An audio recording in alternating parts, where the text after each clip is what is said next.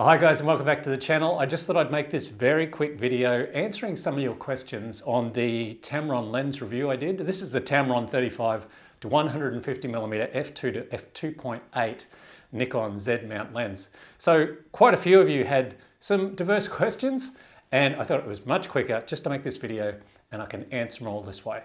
Okay, so the first question I got on this lens was, even if you shoot JPEGs, are all the lens distortion controls still available? That's a really good question because I thought about that and I thought, yeah, they've got a point.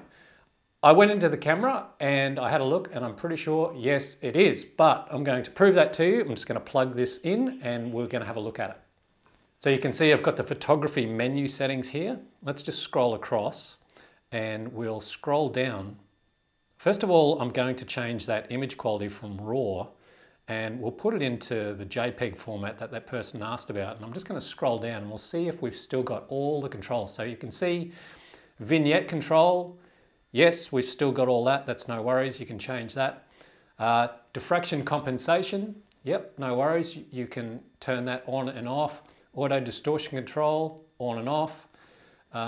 Yeah, and flicker reduction as well. So that's one good thing about this lens. It works so well in conjunction with the Nikon Z mount. So that actually brings me to another point about this particular lens. In the Sony E mount, the Sony cameras like the A1 and the A9, Sony have restricted the frame rate on those cameras when using things like the Tamron lens. I think they also do it for the Sigma lens as well. Whereas with this lens on the Z mount, you have the full capabilities of your Z mount cameras. So that's really good news for your Z8 and Z9 owners. You can use the full capabilities of that camera or cameras with this lens. Now, another question I got for this lens was, do you think it's wide enough at 35mm? And that really depends on what you're shooting. If you are doing something like an event, I think it's definitely wide enough because you can get in close to things at 35mm. If you were shooting close-ups, like flowers or whatever, close-ups of engines, it's wide enough. But if you were shooting something like landscape, no, I don't think it's wide enough. You would have to be doing something like combining it with either the Nikon 14-30 f4S lens, or there is the prime lens you could also look at, the Nikon 20mm f1.8S lens. That's super sharp. That would be a nice combo for this lens. Yeah, as I said, it really depends on what you're shooting in terms of, is the 35mm wide enough? You have to judge your photography and what you're going to be doing. I'm a landscape and a wildlife shooter. Would it be wide enough for me at 35mm? No, it wouldn't. I couldn't just use this as a one and done lens. Okay, moving on with the next question. What's it like up against the Nikon Z 24-120mm f4S lens? That is a very good question, but I've actually made a video on that, and what I'll do is I'll just leave it at the end of this video so you can check it out. Another question I got, and it's kind of an open-ended question. It's extremely tempting, should I buy it? Again, it really depends on the type of photography you're going to be doing.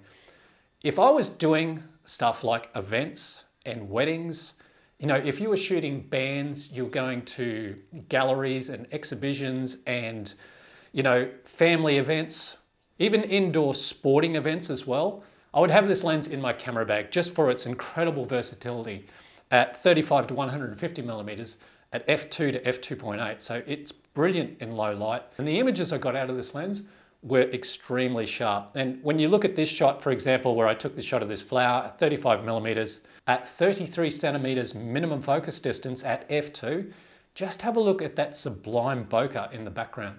Okay, another question is, can I use this lens for astrophotography, being a 35-150mm f2-f2.8? You could definitely use this lens for astro. There's sometimes in astro you need to go a little bit wider.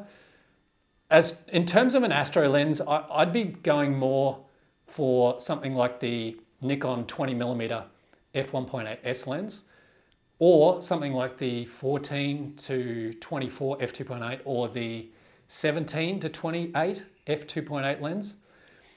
At 35mm, you can certainly still shoot the stars at f2, no worries at all. You can even do 50mm astrophotography. In fact, I've actually made a video using a 50mm f1.8 lens on my D750. If you haven't seen that, I'll just leave it up here in the top corner for you to have a look at a little bit later on. All right, another question. Considering the weight Would you consider this the one and done lens for travel? That is a tough one. And I actually addressed that in the video that I'm going to leave at the end of this video when I'm doing the comparison between this lens and the Nikon Z 24-150mm F4S. So instead of sounding like a broken record, please go and check out that video at the end of this video. So the last question I got, it's not so much of a question, it's more of a heads up from me. When you're taking the lens hood off this lens, please be aware there is a little locking button at the side that you have to push in and then twist to take off the lens.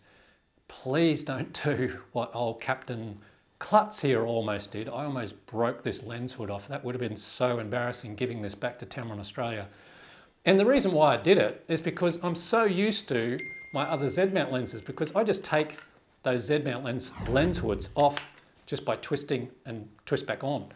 But yeah, please be aware of that. Anyway, guys, thank you so much for watching. I hope that has answered some of your questions. If you do have any more questions on this lens, just leave them in the comments below and I'll answer as best I can.